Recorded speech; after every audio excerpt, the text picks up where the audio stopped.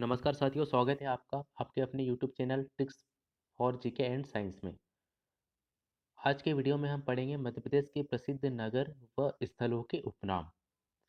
जो शहर जिस चीज़ के लिए प्रसिद्ध होता है उसके नाम पर उसका नामकरण कर दिया जाता है, चाहे वो कोई व्यक्ति हो या उसकी संस्कृति हो या वहाँ के खनिज पदार्थ हो। जैसे कुछ शहरों को उनके खनिजों के लिए जाना जाता है, जैसे मैग्नीज नगरी बालाघाट। ठीक है। कुछ शहरों को वहाँ के संस्कृति के लिए जाना जाता है। ठीक है, जैसे संगीत नगरी मैहर। और कुछ शहरों को उनके व्यक्तियों की वजह से जाना जाता है, जैसे धार नगरी को राजा भोज नगरी के नाम से जाना जाता है। ठीक है। तो इस तरह से मध्य प्रदेश के जो मुख्य शहर है और उनकी प्रसिद्धि के कारण क्या है, या उन स्थलों का उपनाम क्या है, वो आज के वीडियो में हम पढ़ेंगे। इस तरह से टोटल हमारे 34 शहरों के बारे में हमें जानना है। तो आज इस वीडियो का फर्स्ट पार्ट है जिसमें हम लगभग 15 शहरों के बारे में पढ़ेंगे, और नेक्स्ट वीडियो में बचे हुए जितने भी वो हम कवर कर लेंगे। वीडियो थोड़ा लंबा हो रहा था इसलिए हमने इसे 2 पार्टों में डिवाइड कर दिया।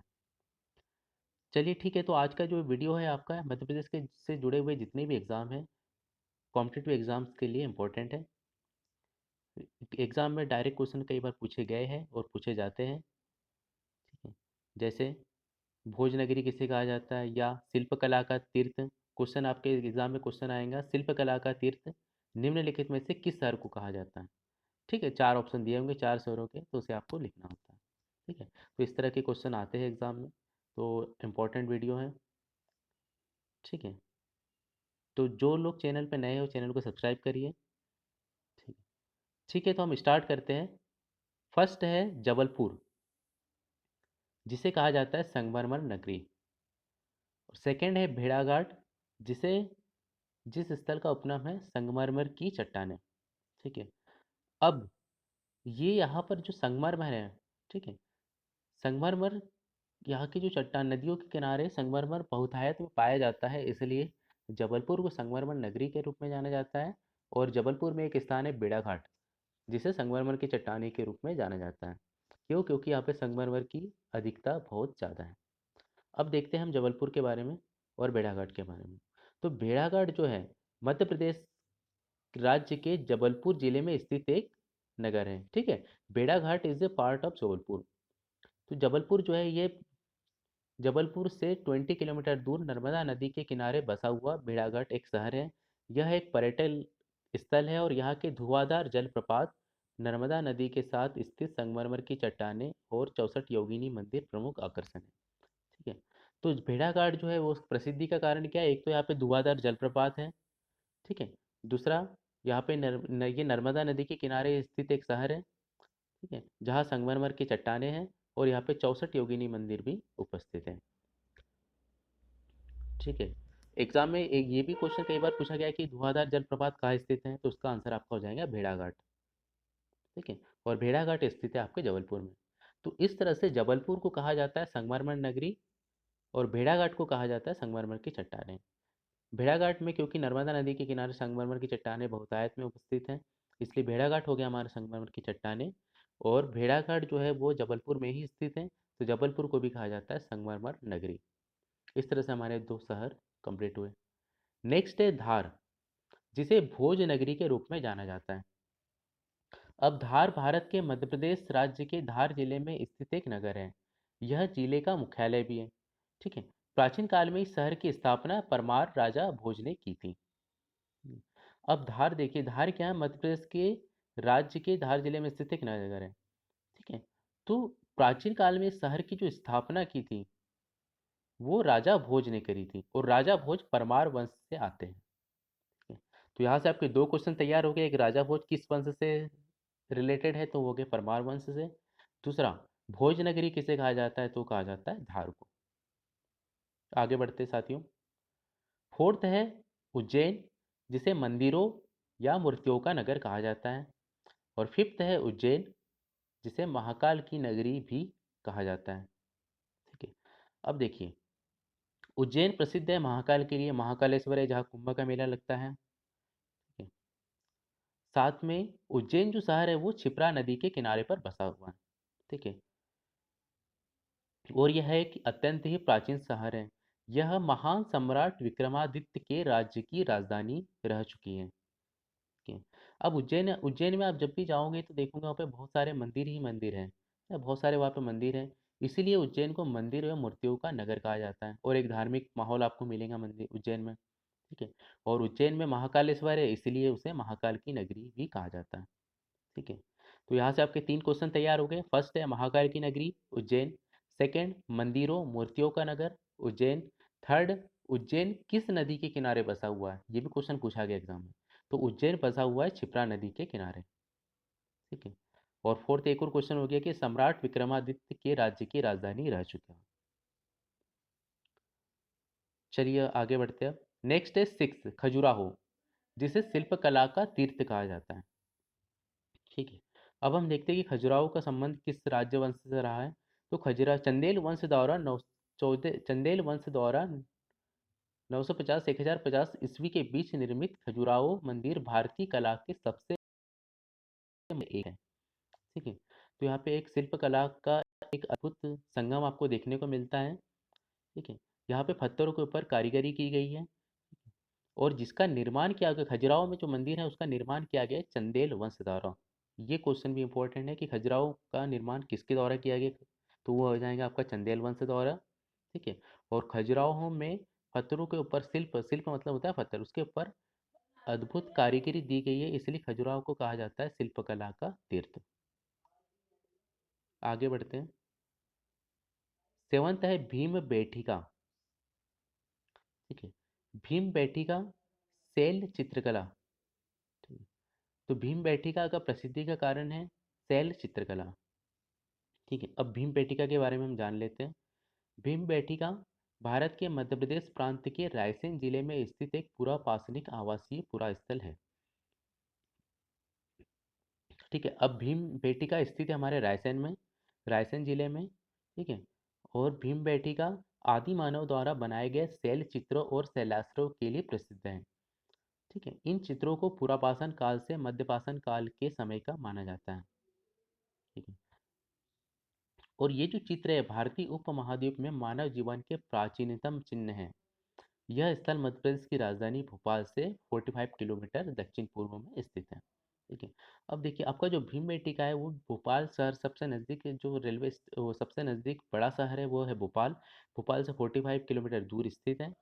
और यहाँ की जो चट्टानों हैं, चट्टानों पे पुराने आदि मानव जो आदि काल के जो मनुष्य थे, उन्होंने अपनी संस्कृति को सहेज के रखने के लिए वहाँ की चट्टानों के ऊपर कलाकृतियों को इस संग्रह करके रखा गया है। ठीक है। वहाँ पे आपको पत्थरों या चट्टानों पे आपको बहुत सारी आकृति देखने को मिलती है, जो कि वहाँ की उस समय के संस्कृति और सभ्यता को दर्शाती है। ठीक है। तो इसीलिए भीम बेटिका को जाना जाता है शैल चित्रकला के रूप में। ठीक है। शैल चित्रकला मतलब चट्टानों के ऊपर वहाँ पे बहुत सारी आपको चित्रकारी देखने को मिलती है। ठीक है। तो भीम बेटिका स्थित है रायसेन जिले में, यहाँ पे आप कंफ्यूज ना होइएगा। कई बार ये स्टूडेंट कंफ्यूज हो जाते हैं कि भीम बेटिका भोपाल में स्थित है, क्योंकि ये भोपाल से नज़दीक है ना, लेकिन इसका आंसर नहीं होगा। भीम बेटिका स्थित है रायसेन जिले में। इसी तरह से इसी तरह से जो आपका सांची है, ठीक है, वो सांची इस तरह से जो सांची है वो भी आपका है रायसेन जिले में ही, है ना। रायसेन जिले के दो महान प्राचीनतम शहर रह चुके हैं, एक हो गया भीमबेटका और दूसरा हो गया सांची, दोनों रायसेन जिले में आते हैं, है ना। लेकिन स्टूडेंट कई बार कंफ्यूज हो जाते हैं कि जो राय भीमबेटका है वो भोपाल में स्थित है क्योंकि नज़दीक है, और दूसरा जो सांची है वो विदिशा में स्थित है क्योंकि विदिशा से 5 किलोमीटर दूर है ना। तो आप ये ध्यान रखिए, दोनों जो प्राचीनतम शहर है वो है विदिशा वो रायसेन जिले में, सांची और भीमबेटका। ठीक है। आगे बढ़ते हैं। नेक्स्ट है सांची। जस्ट इसके बाद हम सांची के बारे में ही देख रहे हैं। अब सांची को कहा जाता है बौद्ध जगत की पवित्र नगरी। क्यों कहा जाता है? क्योंकि यहाँ पे बौद्ध स्तूप, बहुत प्रसिद्ध बौद्ध स्तूप है जिनका निर्माण महाराजा अशोक ने किया था। अब देख लेते हैं हम सांची के बारे में। सांची भारत के मध्य प्रदेश राज्य के रायसेन जिले में बेतवा नदी के तट पर स्थित एक छोटा सा गांव है। ठीक है। अब सांची का संबंध भी है रायसेन जिले से। यह भोपाल से 46 किलोमीटर दूर पूर्वोत्तर में है।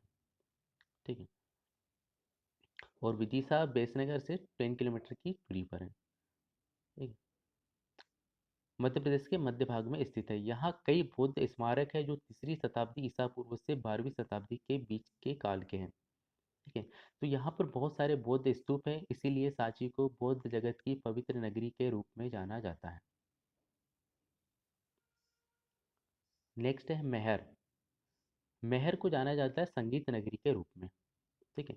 ये क्वेश्चन हम पिछले कई वीडियो में भी देख चुके हैं, है ना। जब हमने शहरों की प्रसिद्धि के बारे में जाना था इससे पहले की वीडियो में, तो उसमें हमने देखा था मेहर, है ना। मेहर को संगीत नगरी के रूप में जाना जाता है। ठीक है। क्यों? क्योंकि इसका संबंध है भारतीय उस्ताद उस्ताद अलाउद्दीन खान से, इस शहर का। ठीक है। अब मेहर हिंदुस्तानी संगीत का एक घराना के जन्म स्थान के रूप में एक भारतीय शास्त्रीय संगीत में एक प्रमुख स्थान है। ठीक। तो भारतीय शास्त्रीय संगीत उस्ताद अलाउद्दीन खान, जिनकी 1972 में डेथ हो गई थी, वो सबसे बड़े समय के लिए मेहर में रुके थे। इसलिए मेहर को संगीत नगरी कहा जाता है और प्रति वर्ष उस्ताद अलाउद्दीन खान के नाम से यहाँ पे संगीत समारोह का आयोजन किया जाता है। नेक्स्ट आगे बढ़ते हैं हम। 10th है हमारा ग्वालियर, जिसे तानसेन की नगरी के रूप में जाना जाता है। अब तानसेन जिनका एक नाम रामतनु पांडे भी है, वो हिंदुस्तानी शास्त्रीय संगीत के महान ज्ञाता थे और उन्हें सम्राट अकबर के नवरत्नों में भी गिना जाता है। ठीक है। सम्राट अकबर के नवरत्न में से एक थे हमारे तानसेन। ठीक है। अब उनकी उन्हें जन्मभूमि बेहात ग्वालियर के पास में एक शहर है, ठीक है, वहाँ पर दफनाया गया था। यहाँ उनकी स्मृति में प्रतिवर्ष दिसंबर में तानसेन संगीत सम्मेलन आयोजित किया जाता है। ठीक है। तो हर साल दिसंबर में तानसेन की याद में ग्वालियर में तानसेन समारोह का आयोजन किया जाता है। तो यहाँ से आपके दो क्वेश्चन तैयार हो गए। पहला, तानसेन की नगरी, आंसर हो जाएगा ग्वालियर। सेकंड, तानसेन संगीत सम्मेलन कहाँ आयोजित किया जाता है, तो वो हो जाएंगे ग्वालियर। थर्ड, किस माह में आयोजित किया जाता है, तो वो हर साल दिसंबर माह में तानसेन संगीत सम्मेलन आयोजित किया जाता है। आगे बढ़ते हैं। 11th है मालवा, जिसे कहा जाता है गेहूं का भंडार। ठीक है। अब मालवा को गेहूं का भंडार कहा जाता है क्योंकि प्रमुख गेहूं उत्पादक क्षेत्र, मध्य प्रदेश में जो प्रमुख गेहूं उत्पादक क्षेत्र है, वो मालवा के जितने जिले हैं, उज्जैन, देवास, धार, रतलाम, गुना, जबलपुर, सागर, विदिशा, रीवा, सतना, कटना आदि। हम्म, तो मालवा में गेहूं का भंडार है, मतलब गेहूं बहुतायत में उत्पादन होता है। यहाँ पे कृषि में मुख्य फसल है गेहूं, और गेहूं बहुत ज़्यादा उत्पादन होता है मालवा क्षेत्र में, इसलिए मालवा को गेहूं का भंडार कहा जाता है। आगे बढ़ते हैं। 12th है मांडू, जिसे आनंद नगरी या सिटी ऑफ जॉय कहा जाता है। सिटी ऑफ जॉय मतलब, जॉय मतलब होता है, जॉय ये इंग्लिश वर्ड है जिसका मतलब होता है आनंद। ठीक है। तो मांडू को आनंद नगरी या सिटी ऑफ जॉय कहा जाता है। ठीक है। तो नाम से हमें स्पष्ट हो रहा है कि यहाँ पे बहुत ज़्यादा मनोहर दृश्य स्थित है, जहाँ पे तो एक महत्वपूर्ण पर्यटक स्थल है, जहाँ पर कि महल है। ठीक है। तो अब मांडवगढ़ के बारे में हम समझते हैं। मांडव शहर धार से लगभग 35 किलोमीटर और इंदौर से 100 किलोमीटर दूर स्थित है और मध्य प्रदेश राज्य का एक प्रमुख पर्यटक आकर्षण है। यह मालवा क्षेत्र में स्थित है। ठीक है। तो मांडव हमारा धार शहर से नज़दीक है। अब मांडवगढ़ की जो प्रसिद्धि का कारण है, यह है अपने अद्भुत किलों के लिए प्रसिद्ध है। मांडवगढ़ अपने अद्भुत किलों की प्रसिद्ध है और मांडू मानसून में घूमने के लिए आदर्श स्थान है, जब मौसम खुशनुमा होता है। ठीक है। अब जब जो बरसात का समय होता है, उस समय यहाँ की जो प्रकृति है वो अपने स्वभाव पर होती है, जहाँ पे आपको देखने पे बहुत ही ज़्यादा आनंद मिलता है या हमारे मन को संतुष्टि प्राप्त होती है। इसलिए मांडू को आनंद नगरी या सिटी ऑफ जॉय कहा जाता है। आगे बढ़ते हैं। 13 है कटनी, जिसे चूना नगरी के रूप में जाना जाता है। अब कटनी है भारत के मध्य प्रदेश राज्य के कटनी जिले में स्थित एक नगर है। ठीक है। यह जिले का मुख्यालय भी है और कटनी नदी के किनारे पर बसा हुआ है।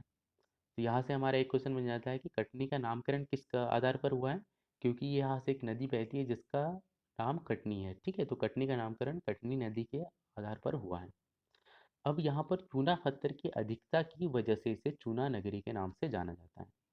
तो कटनी को कहा जाता है चूना नगरी, और क्यों कहा जाता है, क्योंकि यहाँ पे चूने की अधिकता होती है, चूना पत्थर की अधिकता होती है, बहुतायत में यहाँ पे चूना पत्थर पाए जाते हैं। 14 है हमारा बालाघाट, जिसे मैग्नीज नगरी के रूप में जाना जाता है। ठीक है। अब बालाघाट हमारे खनिज उत्पादन के लिए बहुत ही महत्वपूर्ण शहर है। यहाँ पर दो खनिज बहुत बहुतायत में पाए जाते हैं। फर्स्ट है मैग्नीज और दूसरा है तांबा। ठीक है। अब एशिया का सबसे बड़ा जो फेरो मैग्नीज प्लांट है वो बालाघाट के भरवेली में लगाया गया है। ठीक है। इस ठीक है। और यहाँ पे मैग्नीज बहुत आयत में पाया जाता है। लगभग कहा जाता है कि 80% भारत का जो मैग्नीज है वो बालाघाट से प्राप्त होता है। इसीलिए बालाघाट को मैग्नीज नगरी के रूप में जाना जाता है।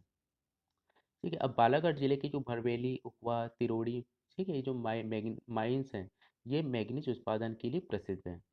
अब बालाघाट में एक और शहर जो है मलाजखंड, वो तांबा खदान के लिए प्रसिद्ध है। ठीक है। तांबा मीन्स कॉपर की जो माइंस है वो आपकी मलाजखंड में मिलती है। ठीक है। तो बालाघाट को कहा जाता है मैग्नीज नगरी। एंड आज के वीडियो का हमारा जो लास्ट है वो है 15 सिवनी। सिवनी को कहा जाता है मध्य प्रदेश का लखनऊ। ठीक है।